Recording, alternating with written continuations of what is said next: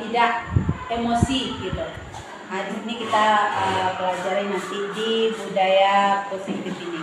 Bagaimana kita nantinya menyelesaikan masalah-masalah yang ada pada anak-anak didik kita. Nah, sementara ini ada pertanyaan pematik yang bisa kita jawab setuju atau tidak setujunya. Yang pertama, hukuman dapat mendisiplinkan anak. Setuju atau tidak? Tidak setuju. Ada tidak ya, ada setuju. Ada tidaknya, Tergantung, ada setujunya. tergantung hukuman ya. Pemberian hukuman dengan hal positif seperti membaca atau membersihkan halaman sekolah dapat meningkatkan disiplin anak. Oke, setuju atau tidak setuju? Kemudian, memberi penghargaan dapat meningkatkan motivasi belajar anak. Setuju atau tidak setuju? Setuju. Oke, setuju. Nah, nanti kita di sini kita lihat selanjutnya bagaimana setuju atau tidak setujunya kita di pertanyaan ini kita lihat. Dulu kita lihat pertanyaan tematiknya. Yang pertama, setuju atau tidak setujunya nanti kita dengan pertanyaan ini. Hukuman dapat mendisiplinkan anak. Setuju, Pak? Hukuman dapat mendisiplinkan anak. Setuju atau tidak? Setuju. Tidak. Oke, lanjut. Kedua, pemberian hukuman dengan hal positif seperti membaca atau membersihkan halaman sekolah dapat meningkatkan disiplin anak. Setuju. Oke, kita lanjut pertanyaan yang ketiga. Memberi penghargaan dapat meningkatkan motivasi belajar anak. Setuju. Sangat setuju. Oke, kita lanjut. Topik ya dalam eksplorasi konsep ini ada 6. Yang pertama, disiplin positif dan nilai-nilai kebajikan universal.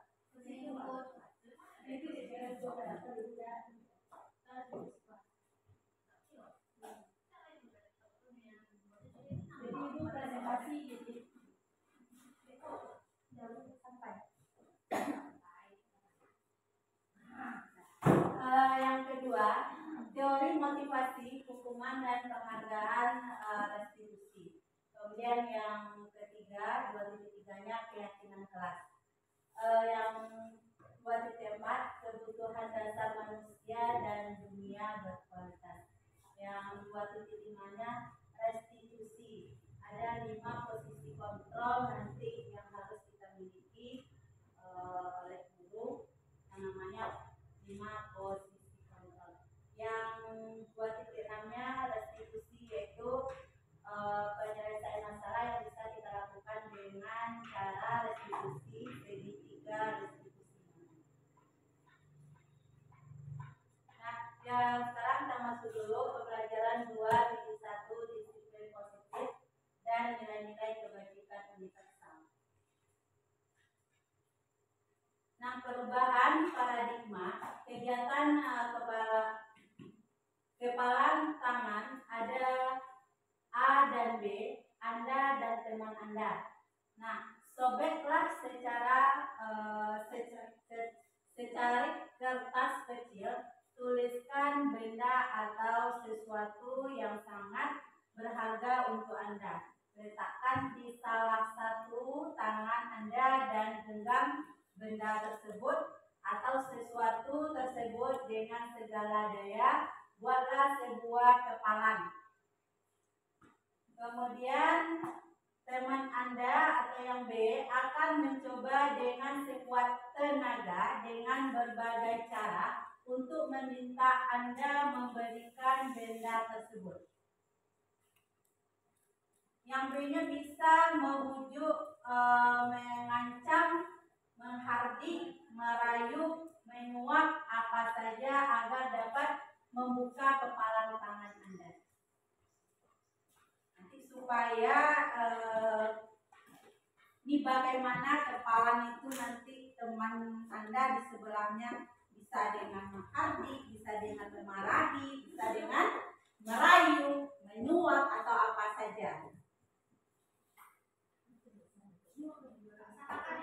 Ya.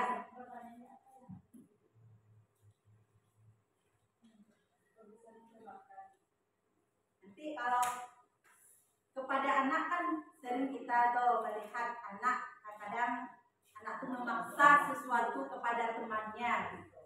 Bisa dihardinya, bisa dirayunya. Dengan cara bagaimana supaya anak itu bisa dia nanti membuka kepala mereka. Nah, silakan temannya di sebelah. Boleh dimarahi boleh, dihati boleh, dirayu boleh, terserah. Bagaimana caranya supaya ibu mau ya temannya ini mau membuka kepalanya dengan cara apa?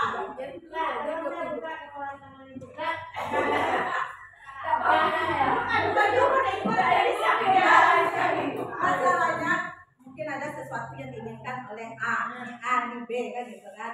Jadi yang si A ini dia mau terserah mau dirayu, mau dihati, mau dimalai, mau ditinju supaya dia mau membuka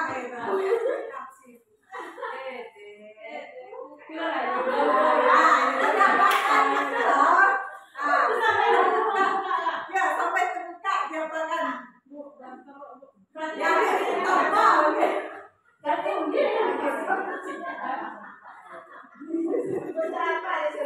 ya sebenarnya pasti sesuatu itu bisa diraih. Sudah ya, salah satu lembut. Tapi aku kasar mau enggak seseorang itu membuka sesuatu, memberikan sesuatu dengan marah kan, dengan menghardi kan? Pasti dengan salah satunya apa yang terjadi kalau dengan dirayu mau enggak? Kalau dengan membujuk mau enggak?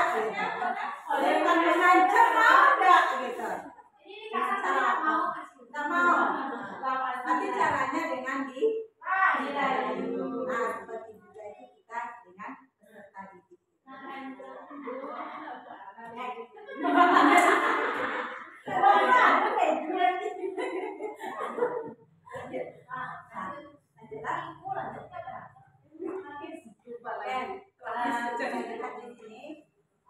Perubahan paradigma teori kontrol, teori pilihan atau ilusi kontrol. Ilusi guru pengontrol murid. Jadi kita sebagai guru pengontrol murid, ilusi bahwa kritik dan membuat orang merasa bersalah dapat menguatkan karakter. Ilusi bahwa semua penguatan positif, efektif dan bermanfaat. Kemudian ilusi bahwa orang dewasa memiliki hak untuk memaksa. Lanjut Tera. Kita lihat sini perubahan paradigma, stimulus, respon, teori kontrol, teori pilihan. Siapa sesungguhnya yang memiliki kontrol? Stimulus, respon. Kita lihat di sini teori kontrol atau pilihan. Yang stimulus responnya, kita mencoba mengubah orang agar berpandangan sama dengan kita. Kalau teori kontrol atau pilihan, kita berusaha memahami pandangan orang lain tentang dunia. Kalau stimulus respon yang kedua, perilaku buruk dilihat sebagai suatu kesalahan. Teori kontrol pilihannya, semua perilaku memiliki tujuan. Yang ketiga, orang lain bisa mengontrol saya. Hanya Anda yang bisa mengontrol diri Anda. Itu kalau teori kontrol atau pilihan. Selanjutnya, stimulus responnya. Pemaksaan ada pada saat bujukan gagal. Ya kan? Ya. Kemudian teori kontrol atau pilihannya, kolaborasi dan konsensus menciptakan pilihan-pilihan baru. Stimulus respon selanjutnya, model berpikir memang menang atau kalah. Kemudian model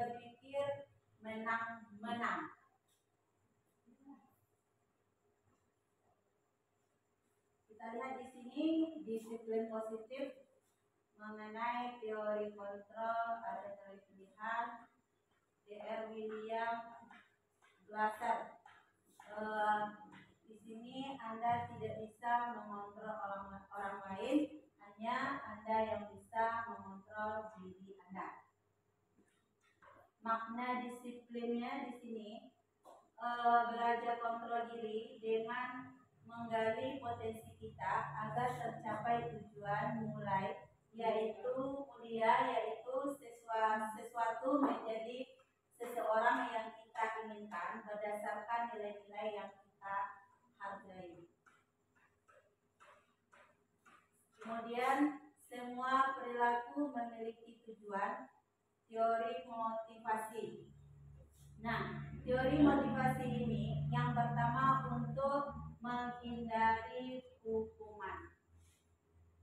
Kemudian kedua untuk mendapatkan imbalan.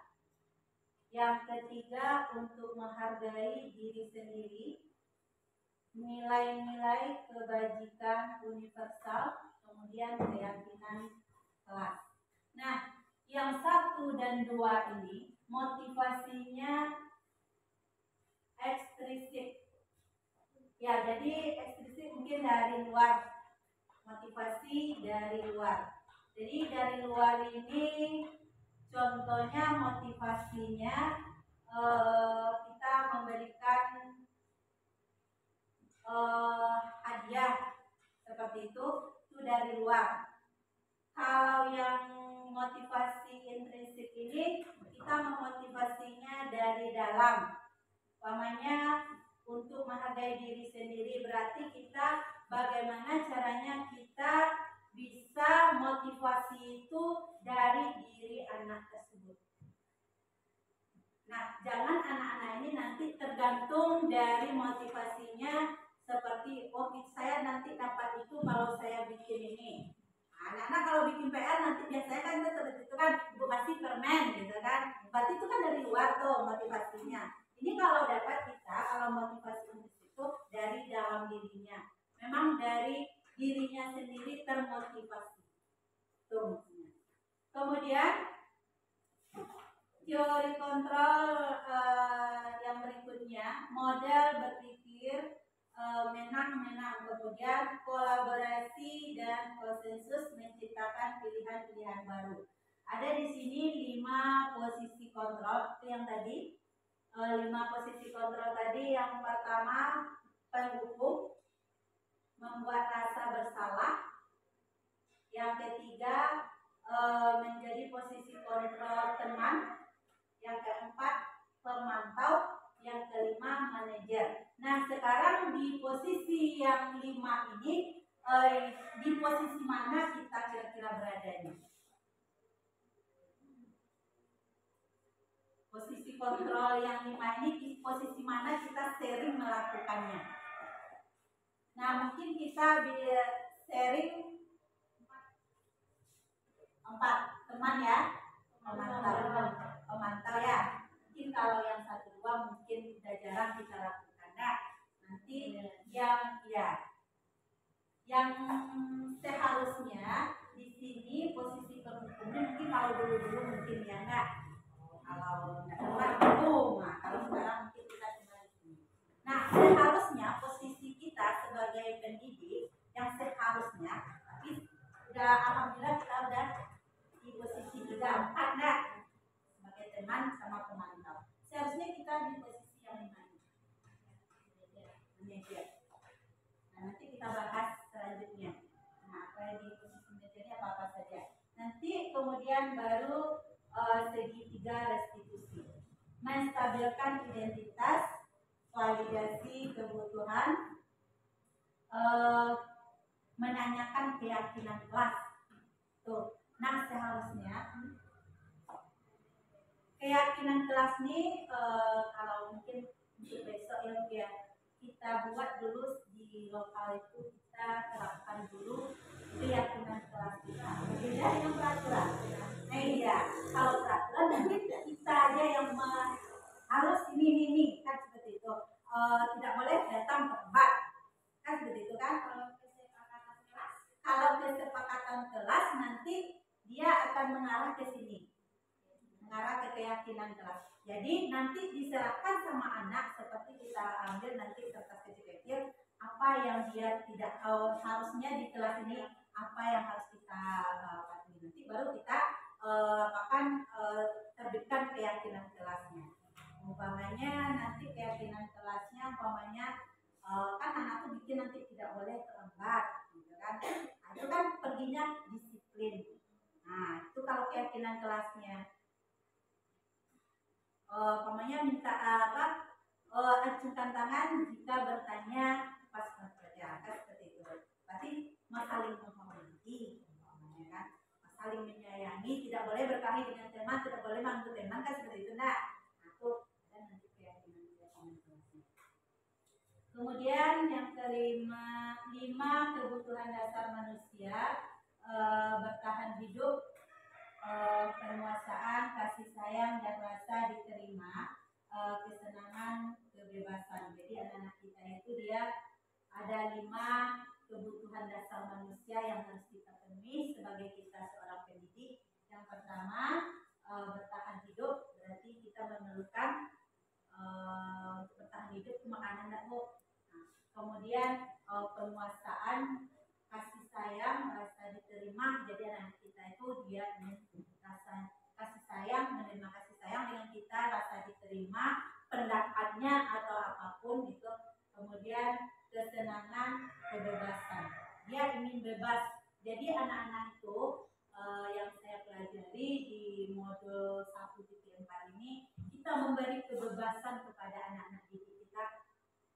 Nah, kebebasan di sini, jadi kita seorang pendidik harus bagaimana kita melihat anak itu, karena manusia ini kan tidak sama ya, kebutuhannya tidak sama. Jadi kita harus tahu kebutuhan anak itu apa.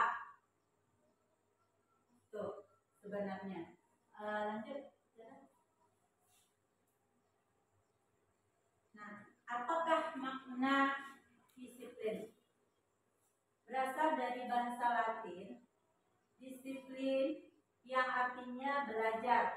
Makna asal dari kata ini berkonotasi dengan disiplin diri dari murid-murid Socrates dan Plato. Nah, disiplin di sini membuat orang menggali potensinya menuju sebuah tujuan apa yang dia hargai. Namun dalam budaya kita, makna kata disiplin ini telah berubah menjadi sesuatu yang dilakukan seseorang pada orang lain untuk mendapatkan kepatuhan. Kecenderungan umum adalah menghubungkan kata disiplin dengan ketidaknyamanan, bukan dengan apa yang kita hargai atau pencapaian suatu tujuan dunia.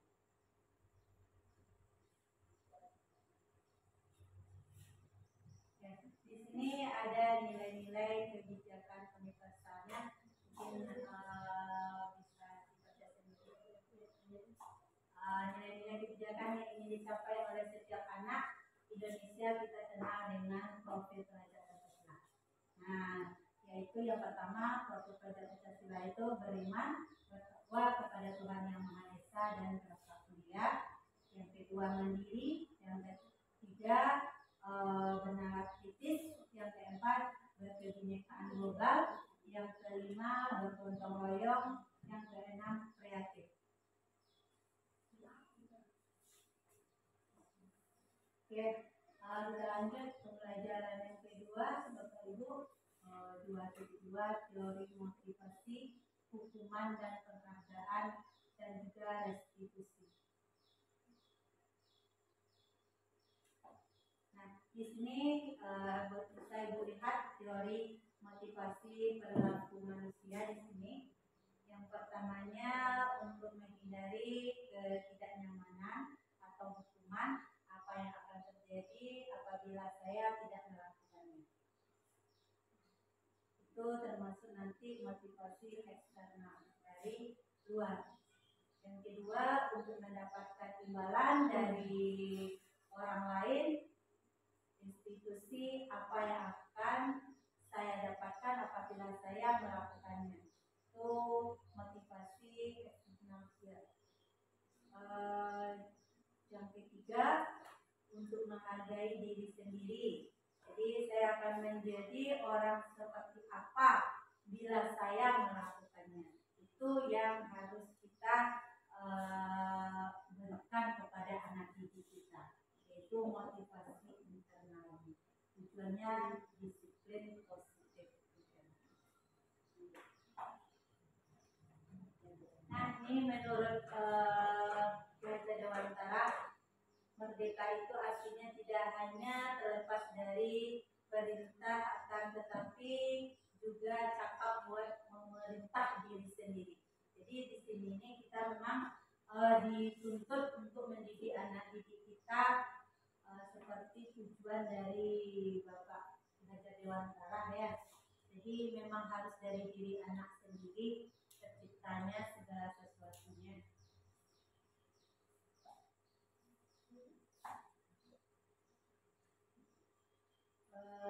Kita lihat di sini Bapak Ibu didukung oleh penghargaan. Nah biasanya kita kan setiap akhir semester kita ngasih penghargaan sama anak-anaknya. Nah di sini pasti anak-anak ini yang lainnya ada merasa cemburu sosial. Itu aja orang yang dapat. Nah pasti seperti itu ya. Makanya di kurikulum merdeka ini kan udah tidak ada lagi yang namanya juara. Boleh mengasih apa namanya? Reward, tapi kita kalau dapat anak itu semuanya dapat. Tuh. Jadi jangan sampai anak ini nanti yang lainnya merasa iri. Nah, kan bisa kita lihat di respon anak-anak kita pas melawan juara. Nah, jadi seharusnya memang tidak ada lagi yang namanya peringkat kelas. Kalau memang bidang studi diminta, boleh. Enggak masalah. Kita pena satu aja atau pensil kita kasih aja, kita udah senang. Jadi tidak ada peringkat kelas tuh. Karena anak-anak ini tidak sama semua kemampuannya. Yang satu mungkin mampu dia di bidang kesenian, yang satu mungkin di bahasa Indonesia, di matematika. Tidak semua anak akan sanggup dia melakukan materi pembelajaran itu. Jadi di situ kita seharusnya tidak ada lagi untuk memberi peringkat kelas. Mungkin untuk besok bisa nggak Bu ya kita laksanakan itu. Nah.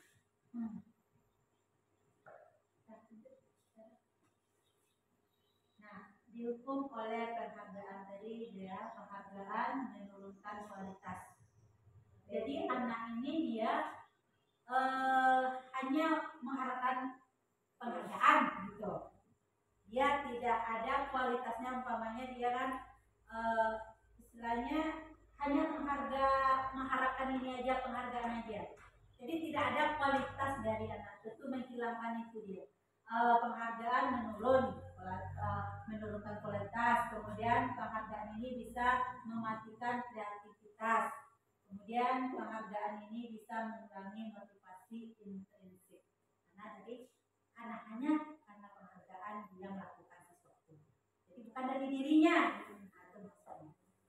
Itu kalau kita beri penghargaan, sebenarnya kan kita kalau yang dapat nanti ibu kasih nih hadiah kan seperti itu kan. Nah sebenarnya ini bisa dia yang ini kalau penghargaan itu yang akan terjadi ini.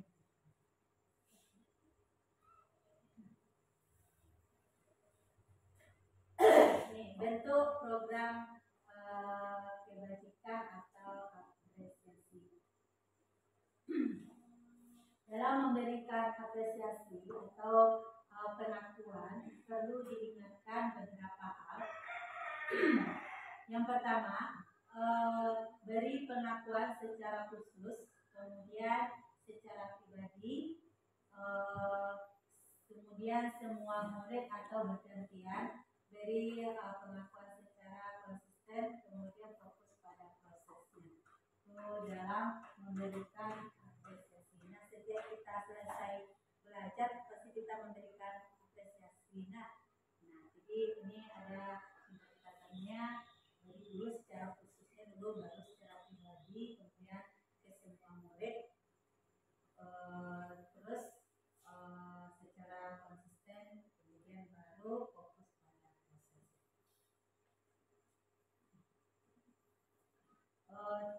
contoh pengakuan atau apresiasi kebajikan. Di sini ada pembuka nilai kebajikannya, situasinya.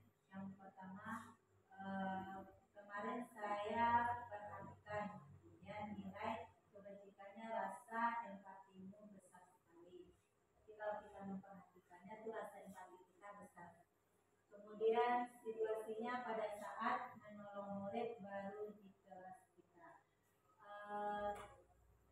Kedua, saya menghargai nilai kebajikannya, kepedulianmu. Situasinya pada saat kamu membantu teman-temanmu di tugas kelompok. Terima kasih untuk namanya untuk apalah, untuk selesai mengerjakan tugas. Jadi berarti itu nilai kebajikannya, rasa tanggung jawabmu. Kemudian situasinya pada saat kamu memungut kertas-kertas yang berserakan di lantai. Terima kasih ya Nak, kamu sudah mengambil kertas atau sampah yang berserakan.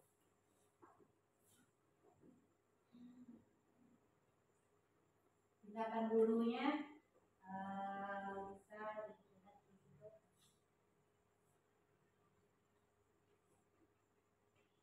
Nah, seperti mencatat 100 kali berarti hukuman ya. Catat ya, 1 kali kamu tidak bikin PR. Nah, buat 100 kali kalimatnya. Itu termasuk catat. Saya tidak akan terlambat lagi. Jadi bikin 100 kalimat. Nah, itu termasuk hukuman. Hukuman atau konsekuensi.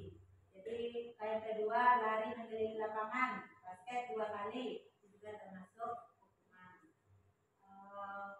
Murid diminta untuk push up 15 kali, termasuk hukuman. Kalau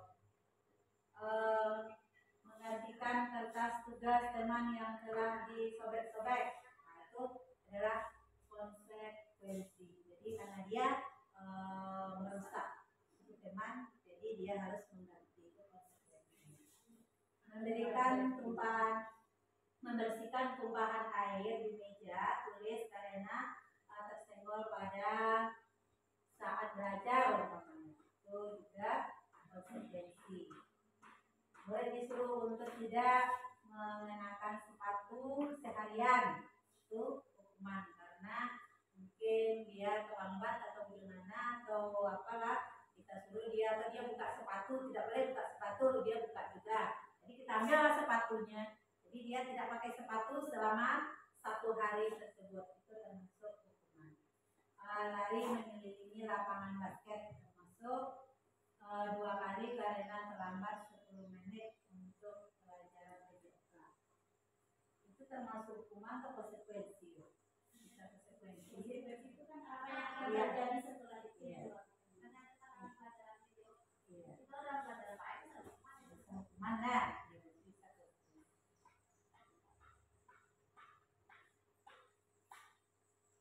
Ini ada hukuman, ada konsekuensi.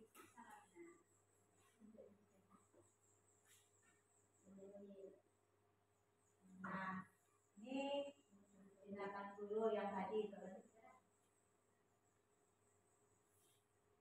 Nah, jadi konsekuensi ini merupakan akibat langsung dari suatu perbuatan yang dilakukannya. Sedangkan hukuman sesuatu yang dijatuhkan kepada pelaku melalui prosedur keadilan. Nah, termasuk lagi apa itu restitusi. Jadi restitusi itu adalah proses menciptakan kondisi bagi murid untuk memperbaiki kesalahan mereka sehingga mereka bisa kembali pada kelompok mereka dengan karakter yang lebih kuat. Jadi kemarin yang melakukan penyelesaian masalah dengan restitusi, adegannya di kelas 4 kemarin, bagaimana cara melakukan penyelesaian masalahnya itu. Siapa kemarin itu, si Joyce sama si Sophia kemarin. merupakan proses kolaboratif yang mengajarkan murid untuk mencari solusi untuk masalah mereka. Jadi yang mencari solusinya mereka sendiri. Kemudian membantu murid berpikir tentang orang seperti apa yang mereka inginkan menjadi atau tujuan kuliah, dan bagaimana mereka harus memperlakukan orang lain. Itu yang restitusi, cara penyelesaian masalah.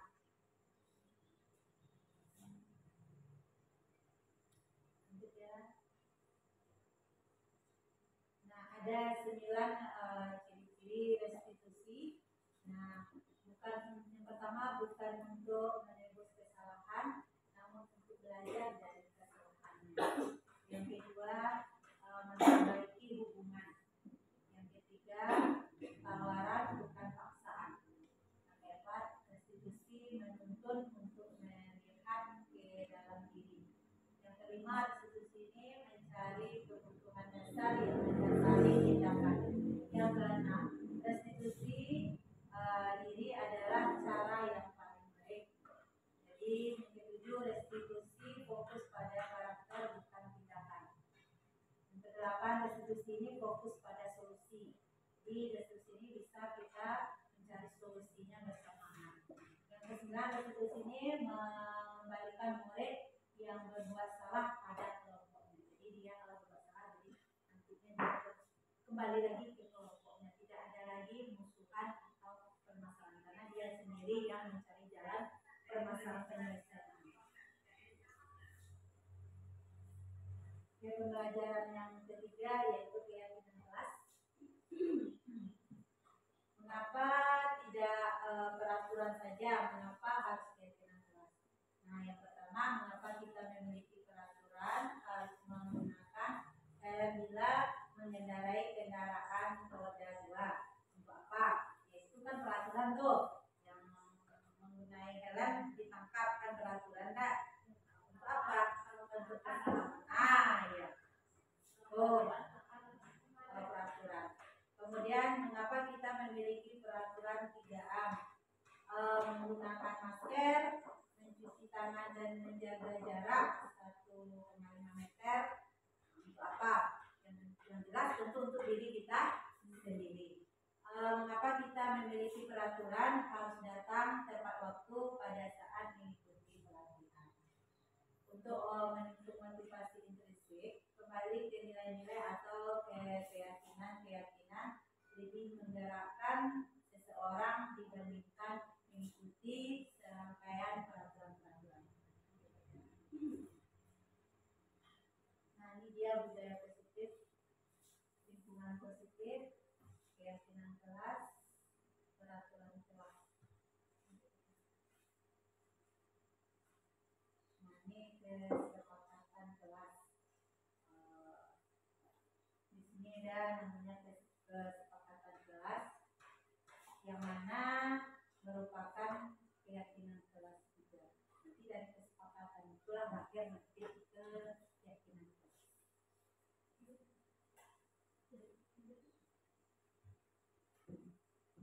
Ini makanya kegiatan pendalaman keyakinan kelas ada bisa kita buat dengan ada T dan ada hormat, bekerja, diterima dan dididik.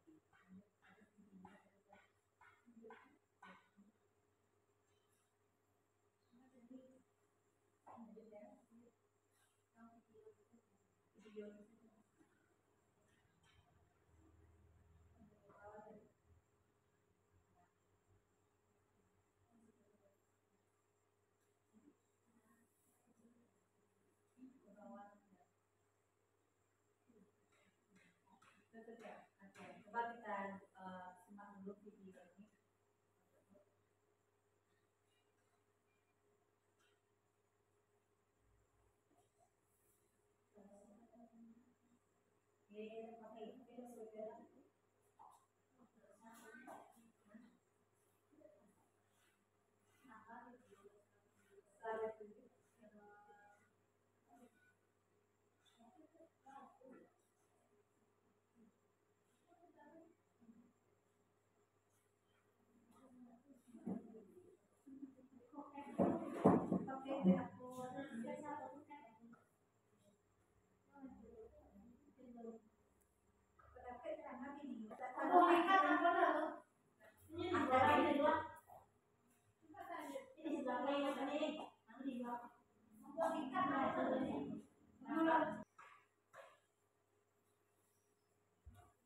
Bu, kita dengarkan dulu video berikutnya.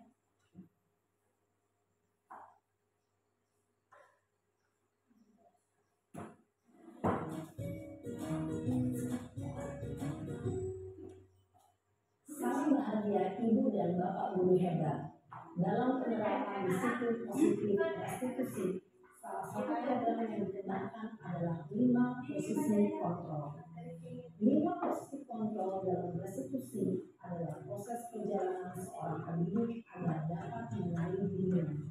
Pada video kali ini, kita akan membahas tentang 5 posisi kontrol yang dikembangkan oleh Brian Dawson dan contoh penerapannya.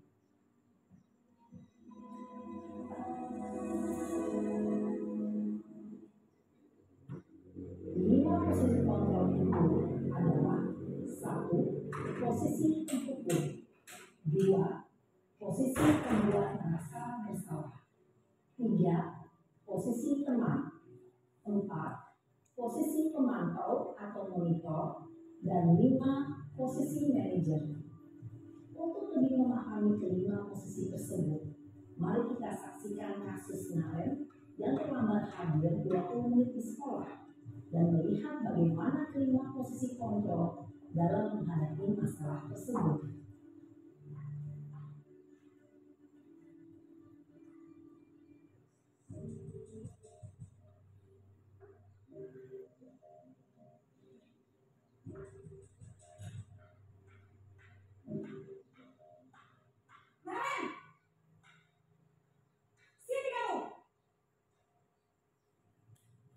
Selamat pagi, Bu.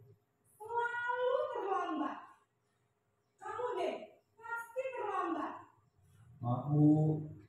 Saya Apa? Apa coba? Alasan kamu apa lagi? Kapan sih kamu tidak terlambat? Malas sekali ya kamu jadi anak.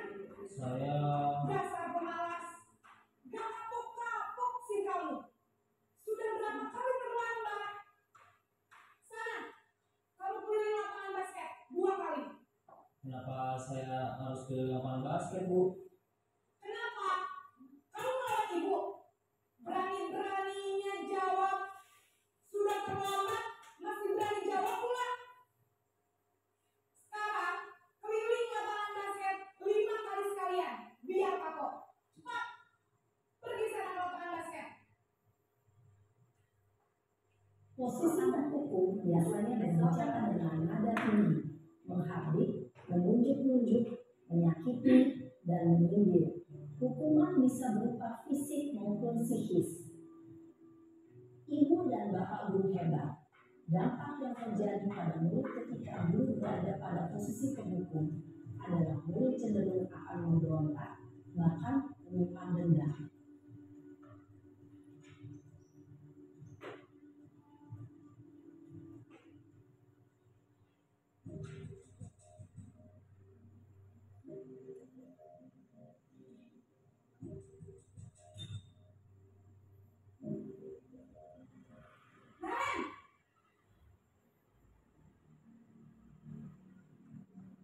Selamat pagi, Bu. Naren. Kamu kenapa terlambat lagi, nak? Ya Tuhan, Naren. Kamu senang ya bikin ibu susah ya? Kalau kamu terlambat lagi, nanti ibu yang ditegur bapak kepala sekolah, nak. Disangka ibu tidak bisa membina kamu. Duh, gimana ini? Maaf, Bu. Gusti Naren. Kamu suka ya kalau ibu tegur bapak kepala sekolah? Terus, sekarang ibu harus tulis apa yang di buku absen? Ini kamu sudah sering terlambat loh. Ibu harus apa coba? Maaf, Bu. Maaf sekali. Ya sudah, lain kali jangan bikin ibu susah lagi ya nak ya. Ibu tidak akan kuat lagi kalau kamu begini terus. Bisa jantungan kalau ibu tegur bapak kepala sekolah. Sekarang cepat kelas. Maaf ya, Bu. Maaf sekali. Posisi pembuat rasa bersalah berbicara dengan nada tenang, cenderung lembut. Namun kata-kata yang diutarakan membuat murid merasa menjadi orang yang memandang buruk dirinya sendiri, merasa tidak berharga, dan tidak sanggup membahagiakan orang lain. Ketika guru mengambil posisi pembuat rasa bersalah, murid akan menganggap dirinya yang bersalah dan ia akan menyimpan emosi negatif tersebut di dalam dirinya.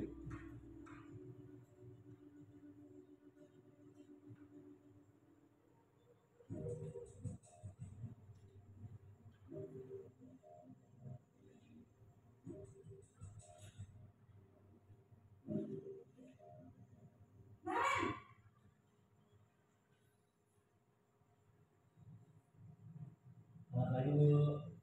Wah, sudah jam berapa ini, Nak? Terlambat lagi ya saya. Iya Bu, habis ibu saya lupa bangunkan saya Bu. Kamu malah menyalahkan ibu kamu. Kamu bukannya anak yang paling kencang. Kok terlambat sih? Iya Bu, saya memang terlambat bangun tadi. Jadi biarpun saya lari kencang, tetap gak kencang Bu. Ya sudah sana. Nanti lain kali larinya lebih kencang lagi ya. Biar gak terlambat lagi. Bikin senang ibu. Demi ibu. Bisa kan? Bisa lah Bu. Ya sudah sana masuk kelas. Ibu beresin urusan absen kamu. Kamu ini ada saja. Dalam posisi teman, guru berbicara dengan nada suara ramah, akrab, cenderung bersenda gurau untuk menjaga suasana tetap santai. Murid akan merasa senang, aman, dan akrab dengan guru. Identitas yang tercipta adalah identitas sukses atau berhasil. Namun, perlu diingat, karena ini masih dorongan eksternal, maka ada faktor ketergantungan dari murid kepada orang tertentu. Di sini guru aksennya, sehingga di lain waktu murid bisa berperilaku baik, namun hanya kepada orang-orang tertentu saja.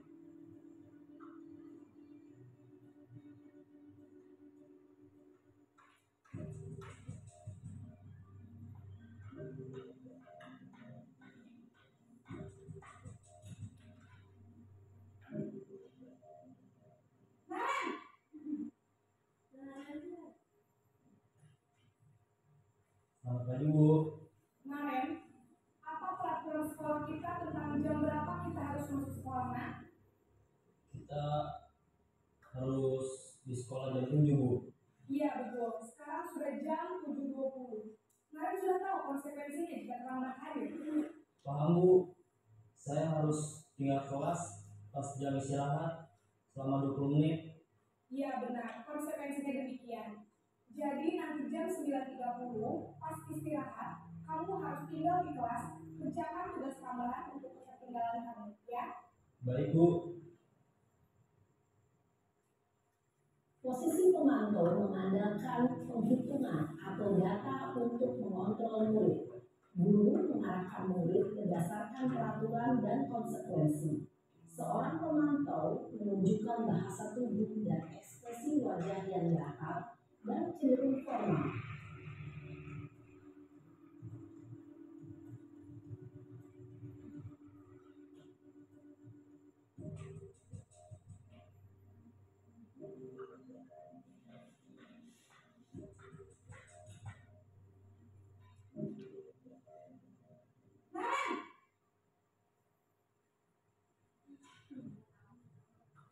Selamat pagi Bu.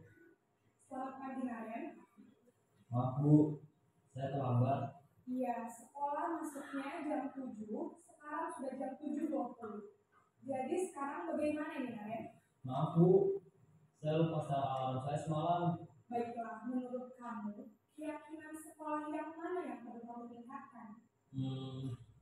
Menghargai diri sendiri dan orang lain mungkin ya Bu. Setuju. Jadi, apakah Naren meyakini prinsip saling menghormati tersebut? Iya Bu, saya meyakininya. Apakah Naren bersedia memperbaiki masalah keterlambatan ini? Bersedia Bu. Bagaimana kamu akan perbaiki masalah keterlambatan ini? Saya akan coba untuk tidak lupa menyetel alarm saya Bu. Baik, kalau Naren lupa menyetel alarm di rumah, ada orang yang kira-kira bisa bantu mengingatkan tidak?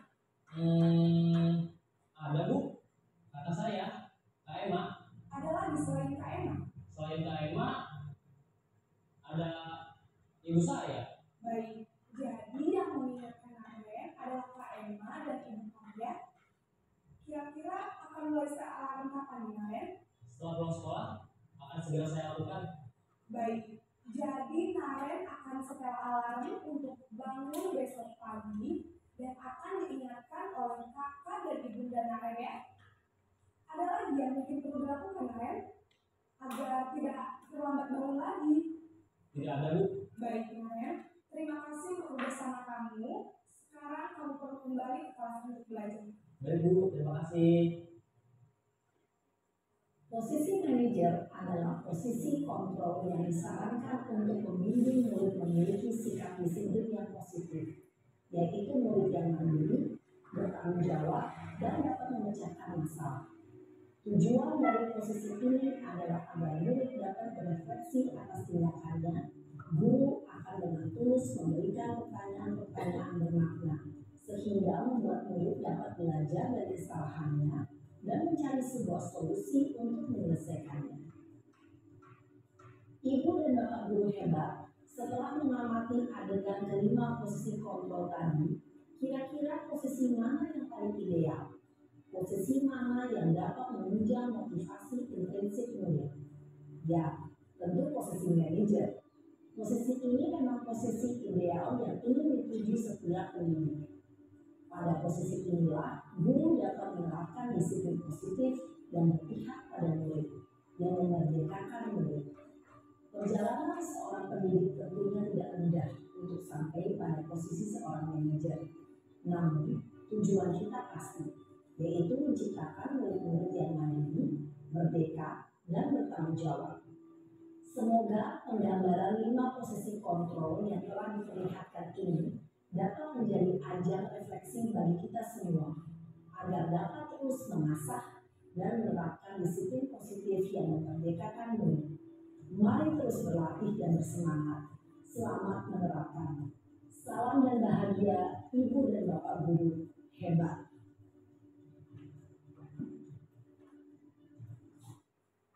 Tadi gambaran tentang 5 posisi kontrol yang mana kita yang diwajibkan untuk posisinya sebagai manajer, seperti yang ditayangkan di video tadi.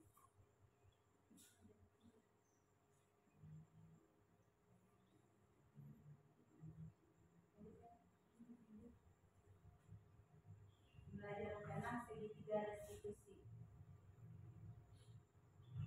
Nah, segitiga restitusi ini yang pertama kita menstabilkan identitas dengan bisa juga dengan setiap orang pasti pernah melakukan kesalahan.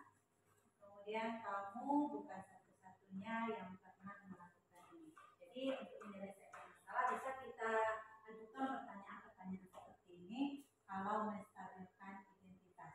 Nah, kita beri pertanyaan-pertanyaan yang seperti setiap orang pasti pernah melakukan kesalahan, misalnya ke anak ya, atau kita menyelesaikan suatu masalah kepada anak. Contohnya anak tadi berkelahi dan bisa kita selesaikan dengan cara segitiga restitusi. Kemudian bisa kita validasi kebutuhannya. Tentunya kamu tentu punya alasan mengapa melakukan itu. Bisa kita tanya kepada anak tersebut. Kemudian, adakah cara lebih efektif untuk mendapatkan apa yang kamu butuhkan? Yang ketiga, caranya menanyakan keyakinan. Yang tadi, yang seperti yang di video tadi kan kita tanyakan ke anak itu apa keyakinan sekolah kita yang belum terlaksana, umpamanya kan? Dengan menanyakan nilai-nilai apa yang telah kita sepakati. Kemudian kamu ingin menjadi orang yang seperti apa? Dengan pertanyaan-pertanyaan seperti itu.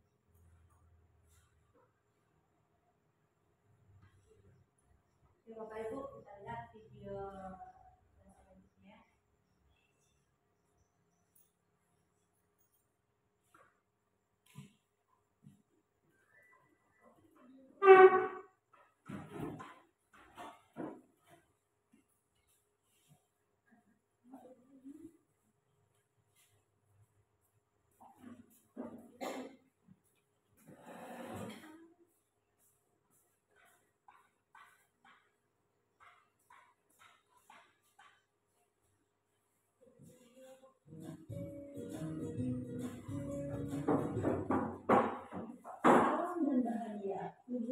dan Bapak Guru Hebat. Pada video kali ini kita akan membahas tentang salah satu program disiplin positif yang diterapkan di lingkungan sekolah yang dikenal dengan nama restitusi.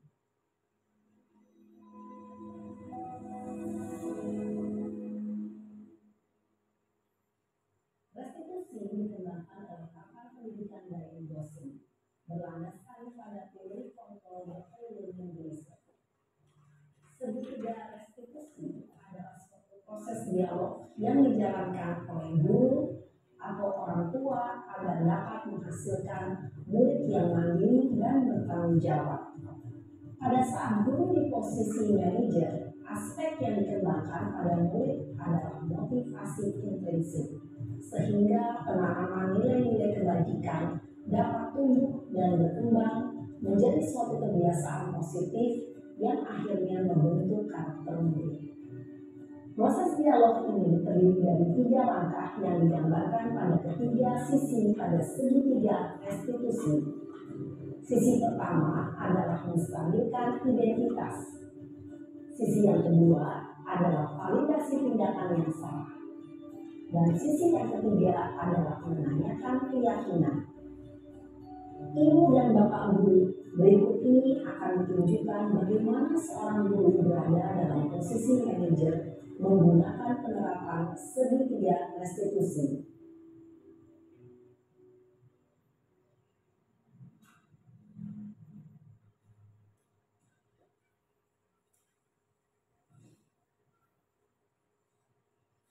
Siang Sarah. Siang Pak. Sudah lama nggak ketemu Sarah? Kenapa hari ini ada di sini? Kesel Pak, kesel banget. Masa aku dikatain tukang fitnah Pak? Ya aku marah lah. Aku balik katain Eka di depan kelas. Kesel banget. Oh begitu. Ya pasti kamu marah dan kesal.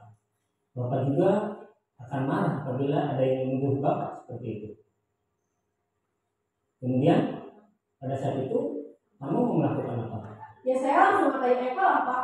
Kesel banget. Saya bentak-bentak dia depan teman-teman lain. Oh begitu. Pasti kamu melakukan seperti itu karena suatu alasan tertentu kan? Iya lah, masa saya diam saja Pak?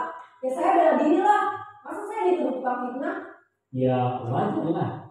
Mempertahankan harga diri itu sesuatu yang penting buat kamu. Untung kamu tidak bertindak lebih gegabah lagi. Hanya membentak-bentak. Iya Pak. Untung saya masih bersabar dan hanya membentak saja. Sudah gemes padahal, saya pasti bela diri lah. Ya pasti ya. Tapi kamu memilih untuk tetap bertahan dan bersabar. Kamu memilih untuk tidak berbuat lebih parah lagi kan? Iya. Nah, sekarang coba kita lihat lagi tindakan kamu yang bentak-bentak Eka di kelas. Tindakan kamu itu kira-kira sesuai dengan keyakinan kelas atau prinsip kamu tidak? Enggak lah Pak. Capek Pak jadi pemarah. Jadi keyakinan atau prinsip mana yang kurang sesuai dengan keinginan kamu? Ya, saya sebenarnya sangat menghargai orang lain. Mungkin saat itu saya menjadi emosi, jadi tidak menunjukkan sikap itu. Kamu meyakini tidak menghargai orang lain itu penting buat kamu? Yakinlah Pak. Iya, setuju. Kita harus saling menghargai. Namun ada juga keyakinan yang kita sepakati yang perlu kita jalankan apabila kita sedang marah, kan? Ya, saya bisa lebih proaktif, mulai dengan diri sendiri. Saya bisa jadi lebih sabar, mengambil waktu jeda untuk berpikir mau apa selanjutnya. Kira-kira kamu bersedia memperbaiki masalah ini tidak? Bersedia Pak. Kalau kamu memperbaiki masalah ini, kamu akan menjadi orang seperti apa? Saya akan menjadi orang yang bertanggung jawab kali ya Pak. Dan senantiasa proaktif. Iya, menurut kamu bagaimana rasanya menjadi orang seperti itu? Ya nyaman lah, bangga bisa bersabar dan menahan diri. Baiklah kalau begitu. Yuk kita pikirkan bagaimana memperbaiki masalah ini.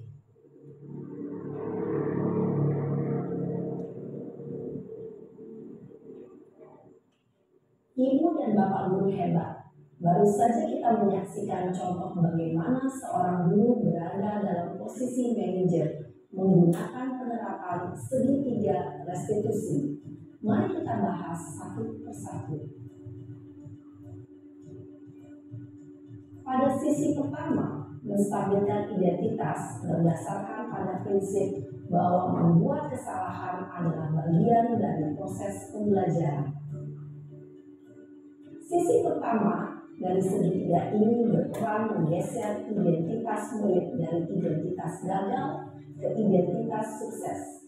Murid yang sedang bertingkah laku yang tidak pantas atau menarik diri saat itu sedang mengalami identitas gagal. Bila kita mengkritiknya, maka posisinya tidak akan berubah. Kita bisa mengajukan pernyataan-pernyataan ini. 1. Membuat kesalahan sesuatu yang wajar. 2. Manusia tidak ada yang sempurna. 3. Kita bisa memperbaiki masalah ini. 4. Saya tidak menanyakan kesalahannya. Saya lebih fokus bagaimana memperbaiki masalah ini. 5. Apakah saat ini kamu tengah menjadi orang yang baik untuk dirimu sendiri? Pada sisi kedua, validasi tindakan yang salah berlandaskan pada prinsip bahwa setiap perilaku berupaya memenuhi suatu kebutuhan tertentu. Guru yang telah memahami teori kontrol akan bergeser dari pemikiran stimulus respon menjadi proaktif dan mencoba untuk mengenali tujuan dari perilaku murid, mengenali dan mengakui kebutuhan murid ini dapat memperbaiki hubungan dengan murid tersebut. Pernyataan atau pertanyaan bisa disampaikan dengan nada suara tidak menghakimi atau memojokkan, sehingga dapat mengembalikan murid pada posisi positif. 1. Kamu bisa saja bertindak lebih gegabah lagi dari ini. 2. Kamu bukan melakukannya tanpa suatu alasan tertentu. 3. Kamu melakukannya karena mempertahankan sesuatu yang penting bagimu. 4. Mungkin kamu bisa mempelajari suatu perilaku baru yang lebih efektif. Bersediakah kamu mempelajarinya? Selanjutnya, kita akan simak sisi terakhir, yaitu menanyakan keyakinan. Teori kontrol menyatakan bahwa pada dasarnya kita termotivasi secara intrinsik. Pada saat perilaku yang salah telah divalidasi dan identitas sukses telah stabil, maka murid telah siap mengaitkan keyakinan-keyakinannya dengan tindakannya yang salah, dan pemikirannya telah bergeser ingin menjadi orang yang dituju. Pertanyaan-pertanyaan ini dapat mengaitkan keyakinan-keyakinan yang dianut murid. 1. Sebagai keluarga atau kelas, apa yang kita yakini? 2. Nilai-nilai apa yang telah kita sepakati? 3. Seperti apa gambaran sebuah kelas yang ideal bagi kamu? 4. Kamu ingin menjadi orang seperti apa?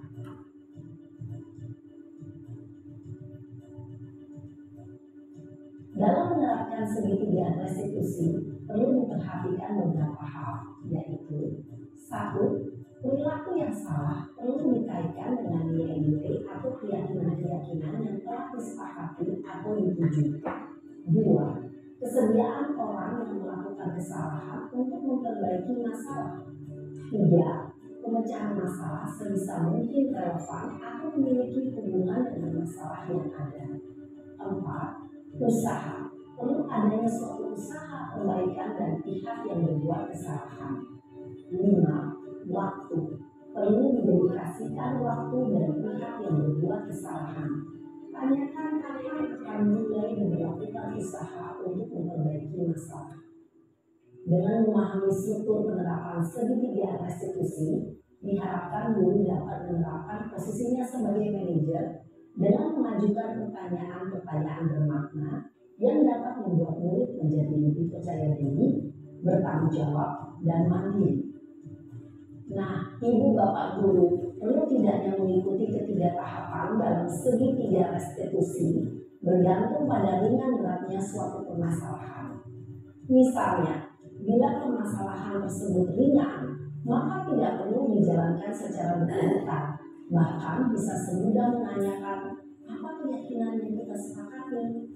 dengan menjalankan segitiga restitusi dengan mengajukan pertanyaan-pertanyaan bermakna, diharapkan murid menjadi lebih kuat secara pribadi, dapat membuka wawasan murid agar dapat menyelesaikan permasalahannya sendiri, semakin percaya diri, mandiri, dan merdeka. Salam dan bahagia, Ibu Bapak Guru hebat.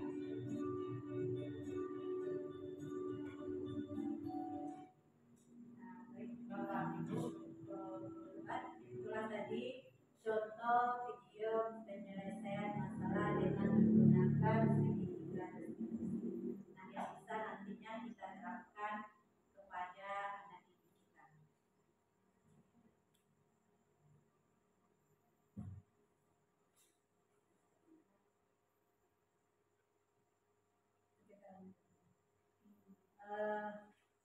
Mungkin itu Bapak Ibu yang bisa saya sampaikan atau berbagi di sesi ini. Saya ucapkan terima kasih